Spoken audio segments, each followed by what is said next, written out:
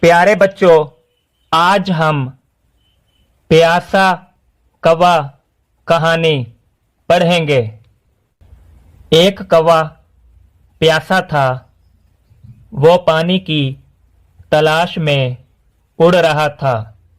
उसको बाग में एक घड़ा नजर आया।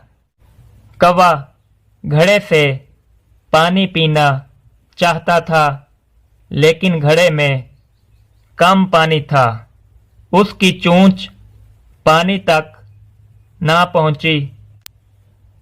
कौवे ने बारी बारी बहुत से कंकर घड़े में डाले। पानी ऊपर आ गया। कौवे ने जी भर कर पानी पिया। वो खुश होकर उड़ गया।